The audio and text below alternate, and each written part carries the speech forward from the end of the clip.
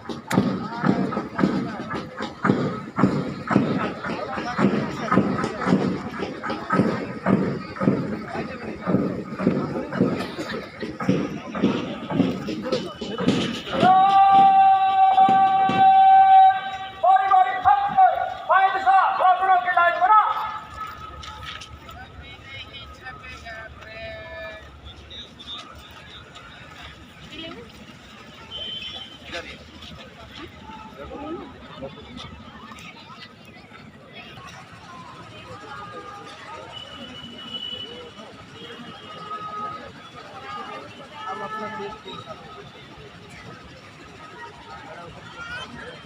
अरे वो नहीं है गाड़ी वहाँ चल गया तो फोटोग्राफी आगे पीछे जानते नहीं आगे पीछे अब कल मेरे साथ गौतम दान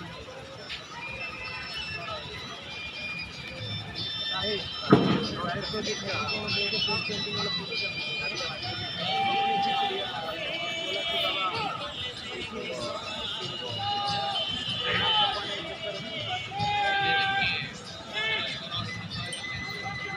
जिलेबी पूरी कौन खिलाया जल्दी बताओ हाँ तो धर्मेंद्र भैया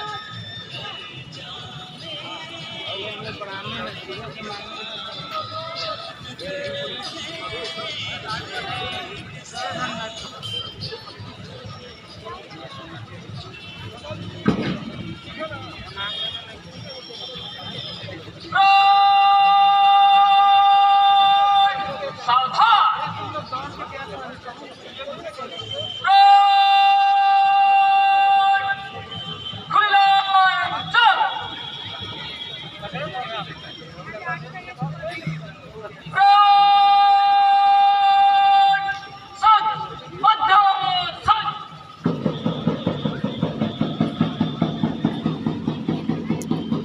धनबाद के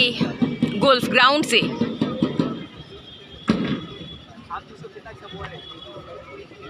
आप देख रहे हैं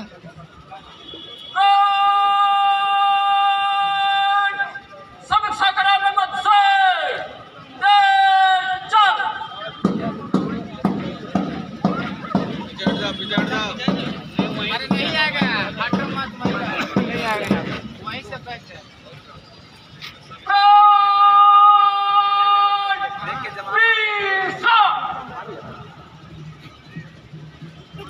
सैन्य अनुशासन का प्रदर्शन करते हुए 9 platoon on the occasion of 74th Republic Day. So, we invite our Honorable DC, Shri Sandeep Singh, to address the people of Dhanbad on this auspicious occasion. गणतंत्र दिवस समारोह के आज के इस अवसर पर उपस्थित माननीय सभी जनप्रतिनिधिगण, जिले के विभिन्न विभागों के पदाधिकारीगण, वरीय पुलिस अधीक्षक महोदय, देवियों, सज्जनों, मीडिया के मित्रों, आप सभी को गणतंत्र दिवस की इस शुभ अवसर पर हार्दिक बधाई और शुभकामनाएं। देश आज अपना 74वां गणतंत्र दिवस मना रहा है। आज ही के दिन वर्ष 1950 में हमारे देश का संविधान लागू किया गया था। एक राष्ट्र के रूप में, एक देश के रूप में हमने जो उपलब्धियां हासिल की हैं, आज उनका उत्सव मनाने का, उनको याद करने का अवसर है। आज के दिन हम अपने सभी श्रद्धेय पूर्वजों को, स्वतंत्रता संग्राम सेनानियों, अमर शहीदों और भारत के संविधान निर्माताओं को याद करते हैं, जिनके त्याग, बलिदान और अनगिनत संघर्षों से हमें यह शासन व्यवस्था एक स्वतंत्र देश में सांस लेने का अवसर प्राप्त हुआ है। हम उनको अपने श्रद्धासुमन अर्पित करते हैं। आज एक शुभ दिन है जब एक नागरिक के रूप में अपने राष्ट्र के निर्माण में, अपने देश के विकास में, अपने समाज के विकास में हम क्या कर रहे हैं, उनकी समीक्षा करने का और कैसे अपना बेहतर योगदान दे सकें, उसका संकल्प लेने का भी अवसर है। राष्ट्र निर्माण में हम अपनी पूरी शक्ति से, अपने पूरे सामर्थ्य और लगन से अपना पूरा सहयोग दे सकें, ताकि एक सशक्त और समृद्ध भारत देश का निर्माण हो सके। आज ऐसा भी संकल्प लेने का अवसर है। आप सभी धनबाद जिले वासियों के सहयोग से जिले को विकास के पथ पर आगे ले जाने हेतु धनबाद जिला प्रशासन संकल्पित है। हाल के दिनों में धनबाद जिले के विकास कार्यों की एक रूपरेखा आज के इस शुभ अवसर पर मैं आपके समक्ष प्रस्तुत करना चाहता हूं। सरकार लोगों के द्वार तक जाकर उनकी समस्याओं का निष्पादन, विकास योजनाओं का कार्यान्वयन, कटिंग एज जो गवर्नेंस का है, पंचायत स्तरीय व्यवस्था है, वहां पर पहुंचकर किया जाए। इस कड़ी में आपकी योजना, आपकी सरकार, आपकी द्वार, इस नाम से 2 चरणों में, पहले 12 से लेकर 22 अक्टूबर 2022 तक और द्वितीय चरण में 1 से लेकर 14 नवंबर 2022 तक एक अभियान पूरे जिले में चलाया गया, जिसमें जिले के अलग अलग प्रखंडों की सभी पंचायतों में, शहरी क्षेत्र के सभी वार्डों में पहुंचकर शहरी विकास योजनाओं की, ग्रामीण विकास योजनाओं की इम्प्लीमेंटेशन का लाभ लोगों को मिल सके वो सुनिश्चित किया गया। लोगों की जो शिकायतें हैं, लोगों के जो सुझाव हैं, लोगों के जो ग्रीवेंसेज हैं, उनकी प्राप्ति की गई, उनका निष्पादन किया गया। इस कड़ी में धनबाद जिले में लगभग 2,17,000 से अधिक एप्लीकेशन अलग अलग, चाहे वो योजनाओं के आच्छादन से संबंधित हों, विभिन्न योजनाओं के कार्यान्वयन की शिकायतों या सुझावों से संबंधित हो, वो जिले प्रशासन को प्राप्त हुए हैं। और जिनमें लगभग 1,90,000 योजनाओं का 1,90,000 आवेदनों का निष्पादन किया गया है। अन्य प्रक्रियाधीन हैं। कुछ विशेष फ्लैगशिप योजनाएं जो भारत सरकार की, राज्य सरकार की हैं, उनको प्रमुखता से इन कैंपों में कार्यान्वित किया जा सके, उसका प्रयास किया गया है। राज्य सरकार की हाल में ही लॉन्च की गई, लागू की गई एक अत्यंत महत्वाकांक्षी योजना सावित्रीबाई फुले किशोरी समृद्धि योजना के तहत बालिका एवं महिला सशक्तिकरण पर जोर और बाल विवाह प्रथा का अंत हो, समाज में महिलाओं को लेके, बच्चियों को लेके पॉजिटिव माइंडसेट बने, उसके तहत वर्ग 8 से लेकर वर्ग 12 तक की जो अध्ययनरत छात्राएं हैं और 18 से 19 वर्ष की जो युवतियां हैं, उनको इस योजना से आच्छादित करते हुए 2,500 से लेकर 20,000 तक अलग अलग श्रेणी में योजनाओं की राशि उपलब्ध कराई जानी है, जिसके तहत धनबाद जिले में लगभग हम लोग अभी तक 25,000 बच्चियों को इससे कवर कर चुके हैं। प्री मैट्रिक छात्रवृत्ति योजना के तहत वर्ष 2022-23 का जो शैक्षणिक सत्र है, उसमें अध्ययनरत लगभग 1,50,000 स्टूडेंट्स को उनके खातों में सीधे डीबीटी के माध्यम से छात्रवृत्ति का हस्तांतरण किया गया है। अन्य जो शेष कुछ छात्र बचे हैं, उनके आच्छादन की प्रक्रिया चल रही है। धनबाद जिले के सभी प्रखंड और अंचलों और शहरी क्षेत्रों में कैंप के माध्यम से अलग अलग जो डिसएडवांटेज्ड सेक्शंस हैं, वो चाहे वृद्धा हों, विधवा महिलाएं हैं, दिव्यांगजन हैं, उनको सर्वजन पेंशन योजना की स्कीम से आच्छादित करते हुए लगभग 92,000 नए पेंशनधारी और कुल पूरे धनबाद शहर जिले में लगभग 1,80,000 के आसपास पेंशनधारी हैं, जिनको की योजनाओं का लाभ दिया जा रहा है। प्रति माह उनके खाते में डीबीटी के माध्यम से सीधे ये राशि हस्तांतरित की जाती है। खाद्य सुरक्षा अधिनियम के तहत लगभग 18,70,000 से अधिक सदस्य हैं पूरे धनबाद जिले में, जिनको नेशनल फूड सिक्योरिटी स्कीम या झारखंड सरकार की जो महत्वाकांक्षी ग्रीन राशन कार्ड योजना है, उनसे आच्छादित कर गेहूँ, चावल आदि खाद्यान्न का वितरण किया जा रहा है। One nation one ration card योजना के तहत जिले के अंतर्गत अलग अलग क्षेत्रों में लोगों को इस योजना के फोल्ड से लाने के लिए कैंप लगाकर कार्य किए जा रहे हैं। जैसा आप सभी जानते हैं कि धनबाद एक खनिज बाहुल्य जिला है, खनन का बड़े पैमाने पर यहाँ कार्य होता है और खनिज क्षेत्रों के विकास के लिए डिस्ट्रिक्ट मिनरल फाउंडेशन ट्रस्ट के नाम से एक फंड है, जिसमें खनिज रॉयल्टी का एक निर्धारित प्रतिशत हम लोगों को प्राप्त होता है। उसके तहत स्थानीय आवश्यकता के अनुसार अलग अलग प्रायोरिटी सेक्टर्स, चाहे वो पेयजल की योजनाएं हों, आधारभूत संरचना विकास की योजनाएं हों, शिक्षा, स्वास्थ्य, आंगनबाड़ी केंद्रों के डेवलपमेंट की योजनाएं हों, वो डीएफटी मद से लिए गए हैं। कुछ लंबे समय से लंबित योजनाएं जिनको हम लोग गत वर्ष में कार्यान्वित करने में सफल हुए हैं, उसमें एक बहुप्रतीक्षित धनबाद रेलवे स्टेशन के पास गया अंडरपास है, जिसके चौड़ीकरण का काम बहुत लंबे समय से यहाँ लोगों की मांग भी रही है और उसके लिए प्रयास किया जा रहा था। हाल ही में डीएफटी मद से राज्य सरकार ने लगभग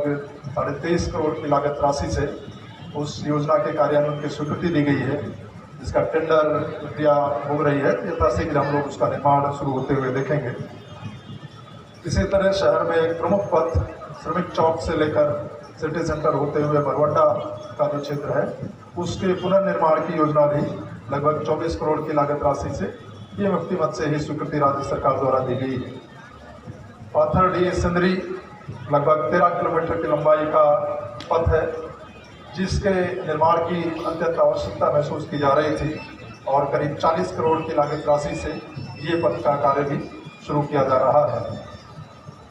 2 अति महत्वाकांक्षी जलापूर्ति योजनाएं निरसा नॉर्थ और निरसा साउथ जलापूर्ति योजना के नाम से, जिसमें गोविंदपुर, निरसा, ग्यारकुंड, कलियासोल ये क्षेत्र को 100% टैप वाटर के माध्यम से घरों तक पाइप वाटर के माध्यम से जल आपूर्ति हो सके। तो उसका कार्यान्वयन के लिए लगभग पहले ही योजना कार्यान्वित हो रही थी, किसी कारण से नया एस्टीमेट बन के पहले के जो कार्य थे उसको रिवाइज करके और फिर से उनके कार्यान्वयन का कार्य किया जा रहा है। तो लगभग 900 करोड़ की लागत राशि से उस योजना का कार्य हाल में ही DFT से स्वीकृत किया गया है। गोविंदपुर प्रखंड में रजली बांध एक बहुत पुराना और अच्छा स्ट्रक्चर है, जिसके रिनोवेशन का कार्य हाल ही में DFT से स्वीकृत किया गया है। इसके अलावा शिक्षा के क्षेत्र में धनबाद जिले के अलग अलग क्षेत्रों में मॉडल स्कूल्स का डेवलपमेंट, स्कूलों में advanced learning kits, science, technology and math labs, ICT labs, इनके अधिष्ठापन के कार्य DFT मद से किए जा रहे हैं। इसी तरह आंगनवाड़ी केंद्रों में pre school learning kits, anganwadi केंद्रों का डेवलपमेंट और बहुत सारे आंगनवाड़ी क्षेत्र धनबाद जिले में ऐसे हैं, विशेष रूप से खनिज क्षेत्रों में, जिनके अपने भवन नहीं हैं, तो उनके नए भवन भी DFT मद से स्वीकृत करने का कार्य हम लोगों ने गत वर्ष में किया है। राजस्व और कृषि विभाग के द्वारा